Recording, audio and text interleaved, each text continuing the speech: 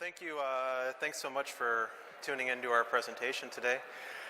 As Derek mentioned, Cody Kleven with Haivision. Actually, I live in Wisconsin, so not too far away. Bill Taylor's right here. We call him Handsome Bill Taylor. Reason's obvious. From Atlanta, Georgia. He's going to talk about digital signage. Just a couple slides on Haivision, right? Just so you know who we are. Obviously, we manufacture video streaming technologies. We manufacture digital signage. But more important, right, our mantra, we help people work better with video, right? And we've chosen this mantra specifically. Kind of the key word is helping people work better with video. And really what we do is we take our customer base, we take the customers that our strategic partners like Sentry are working with, and we finely tune our solutions to help those customers work more efficiently and more effectively with our video, right? We tailor make our products to fit within their existing workflows and how they do business. Our goal is to manufacture technologies where people don't have to learn a new technology.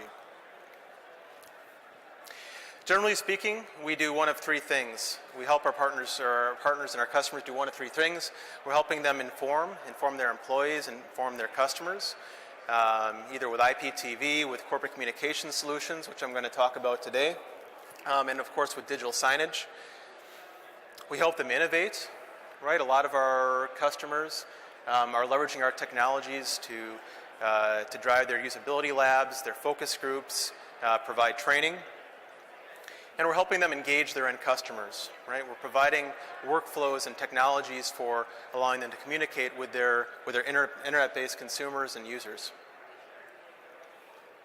Right, so we're going to talk mostly about corporate communications and our technologies and considerations to take into account when trying to deliver video and media to your employees. And one of the hottest trends we're seeing, the hottest demands we're seeing right now is leveraging video for all hands and town hall style meetings, right? And when we talk about this, when we talk about these town hall and all hands meetings, these aren't collaborative events. These aren't what the people at Econo were talking about earlier, right? This isn't video conferencing. It's not web conferencing, but really it's a one-to-many medium, right? A push technology. And the reasons that people are doing these are for obvious reasons, right? They're leveraging technology to break silos, between departments or between facilities. They're enhancing their culture, right? Enhancing their brand, right? And they're boosting productivity. One of the key things when you're doing a live event, right? One of the absolutely most important things is not the quality of the video, right? It's not what device your people are using to access it, but one of the most crucial things, right, is making sure it's successful, making sure that it doesn't fail, making sure that the executive who may be giving the presentation doesn't end up with egg on his or her face. So at the end of the day, the challenges really are to maximize efficiency while minimizing risk. One of the key things, right, to maximize efficiency and make sure that you're able to leverage technology is to be able to contribute content from anywhere, right? The last thing you necessarily want to do is make sure that that the executive or the presentation can be delivered from anywhere. You don't want to restrict your presenter from being within a specific room or a specific building or a specific part of the network. Right, obviously, most organizations have multiple facilities. They're in multiple states. Some are in multiple countries, and executives and presenters are traveling all the time. Right, and of course, bring your own device. That sort of approach, right, has been around for quite a few years now. Selecting a platform, selecting a technology that allows your consumers of content to be able to access from any device or any tablet, computer, operating system, etc.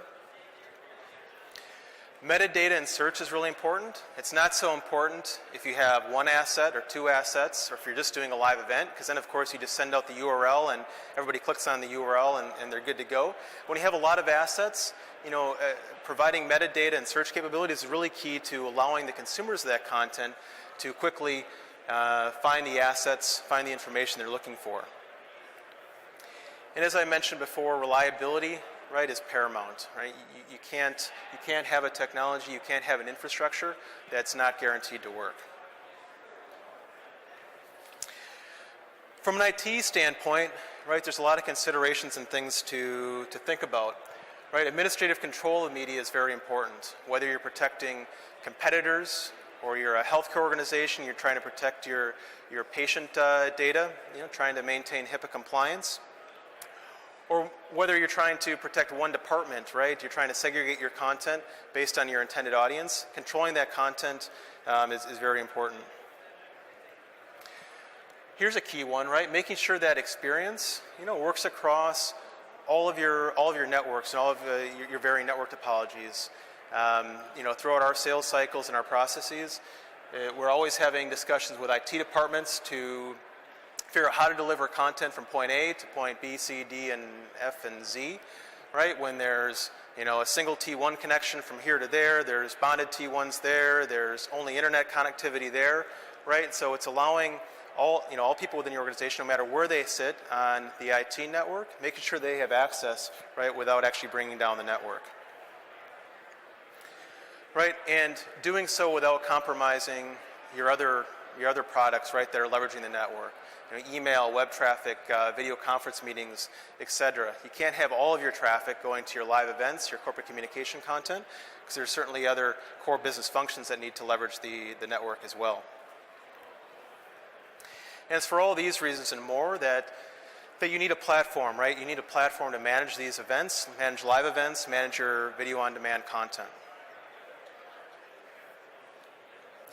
In terms of making it a successful deployment and making it easy to support moving forward, it's very key to have an ecosystem, right, from start to finish, where that the contribution engine is going to work with a management platform, that the management platform is going to distribute that to all of your users, again, on your different locations, on your different devices, and your different networks, and to make sure all those key components work together now, not only now, but in the future.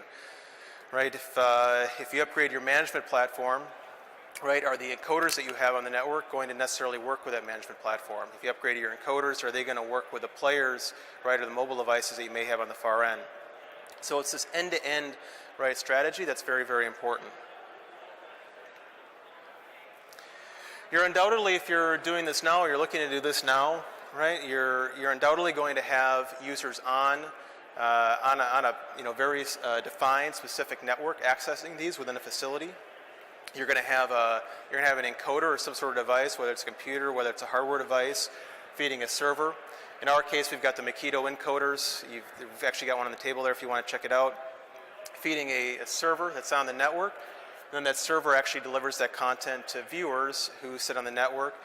And we can leverage a variety of different paradigms, delivery paradigms to reach those users. We can deliver it via unicast, multicast, simulated multicast, over wireless access points, etc.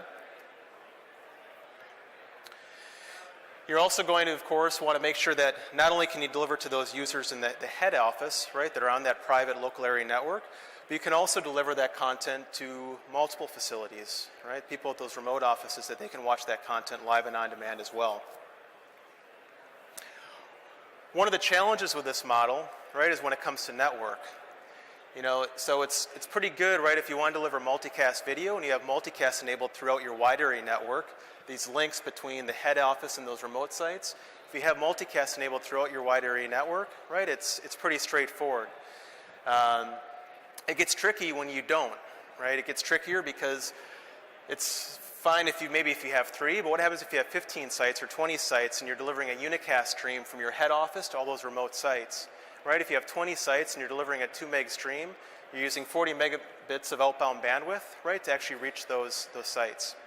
And so you may need to consider, what we've actually implemented, right, is a cloud, is a hybrid type model, where instead of delivering, I'm going to zip back to my previous slide, instead of delivering a unique stream, a unicast stream from the head office to all those remote sites, you're actually delivering a single stream up to the cloud and then leveraging the cloud to replicate that stream out to your remote facilities. So in the previous example, right, if I've got 3 offices and I have a 4 megabit stream, I'm needing 12 megabits of outbound bandwidth to reach those remote sites.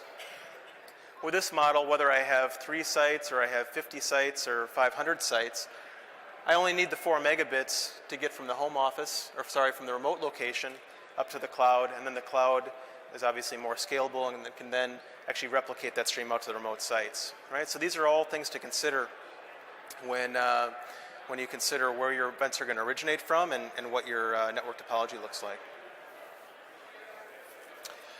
And then, of course, your encoder is important as well, and there's a million different encoders out in the marketplace right now. Most of them are very good. We actually have our Makito is kind of a small form factor, hardware-based encoder. One of the cool things you may have noticed in my little diagrams earlier, I got these little SRT bubbles. Right, SRT stands for Secure Reliable Transport. One of the cool things about the Makito is it actually has this proprietary SRT protocol, which is for you encoding geeks out there, right? It's an H.264 transport vehicle, and what it does, it provides resiliency, right? And of course, as we mentioned earlier, when you're doing these live events, reliability, resiliency is very, very important.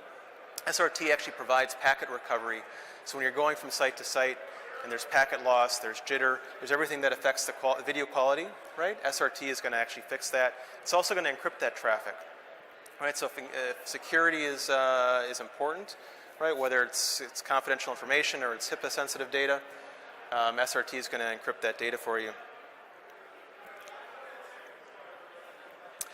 From a management standpoint, right? And this is a key part of the solution. Right, you want to make sure it's easy to use. Unless you're doing live events every day, which most organizations aren't, or maybe the large organizations are, but it's multiple departments, multiple people that are doing them. Right, it's got to be easy for people to use. You don't want to every quarter, right, or every month when your CEO gets up there, you don't have to relearn how to use the system again. Right, so the solution needs to be easy to use and needs to support different roles within your organization, because undoubtedly you're going to have people in your organization who are maybe responsible for managing the front end, managing what the user experience looks like. You may have media people who are responsible for actually executing the events. You may have IT people or somebody who's actually generating analytics and reports to figure out how much the system is being used. They're trying to figure out ROI, et cetera. And so having that role-based security, right, to not give everybody keys to the kingdom is very important. Right, so authenticated experience, tying into your Active Directory or LDAP. Nobody likes to manage more than one password. Very important, and this ties into that role-based security as well. Leveraging your Active Directory, leveraging your LDAP, right, to assign role-based permissions to the system is very important. Creating a curated, or specific viewing experiences for different groups of employees is important, right? As most of our customers experience, when they create a lot of content, right, they want to make sure that their employees are watching only the content that they're most likely to be interested in, right? It's kind of like when I go to YouTube, kind of does this to a certain extent. Like when I go to YouTube, I don't see videos pop up for Barbie dolls. I see videos that pop up that are most relevant to the last thing I watched, right? And so you want some of that to be dynamic, some of that to be very specific, right? When you do a town hall event, when you do a company meeting, somebody logs into the video portal, the first thing that they should probably see or have a link to is that town hall, that very important all-company meeting. Right, and search is very important as well, right? Search is key to it. And it's important when you start building your library of content, to create a method or create a paradigm, right? That's forward thinking, right? Don't create your metadata tags. Don't create your hierarchy of content, only thinking that you're going to have 10 pieces of content. Be forward thinking and think about all the different ways people are going to access content, who's creating content, what are the subject types, which departments are going to use it. So that way you can start building, search and metadata and hierarchies appropriately. And then there's the distribution side, right?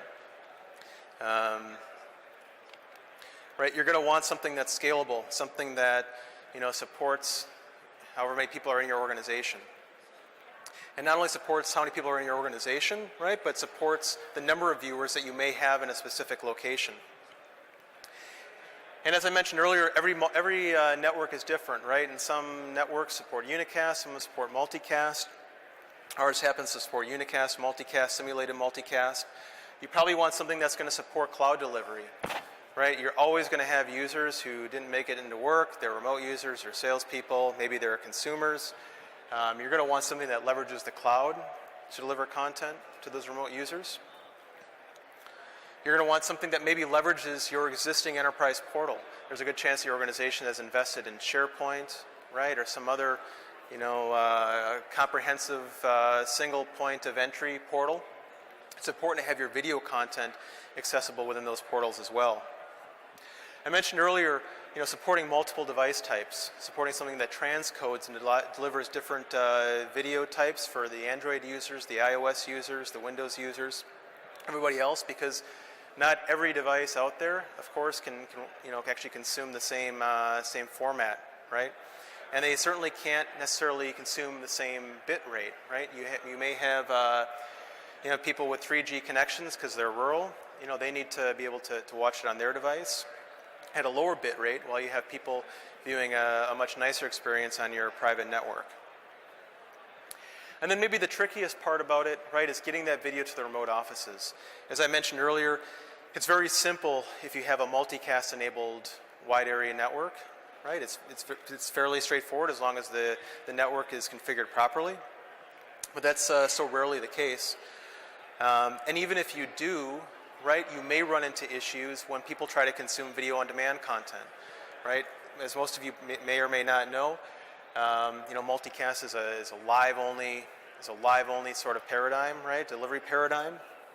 And we run into customers all the time where they may have a multicast enabled wide area network. They've got a finite amount of throughput from the home office to a remote office, and all of a sudden they do a town hall event, and then a bunch of people want to hop on and watch that video on demand asset, and they saturate the bandwidth between where that video server is at and the remote facility, right?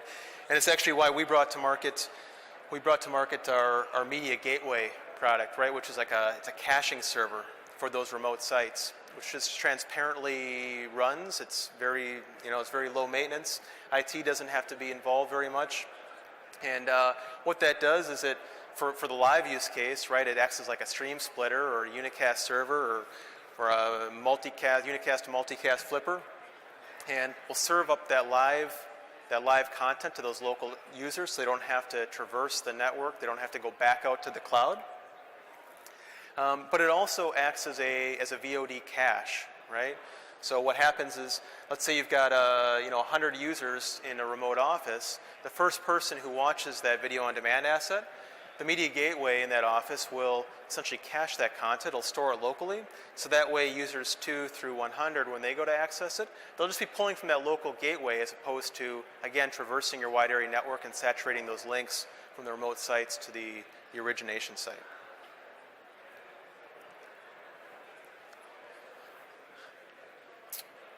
So that's our goal, right? It seems like every organization these days is either doing something like this right now, and they're using the wrong tool for it. They're using video conferencing when they should be using streaming, or using web conferencing in a certain set of streaming. And so everybody's kind of trying to do it and not doing it very effectively, right? Or they're looking for technologies like this, and this is what we're very focused on doing at Haivision.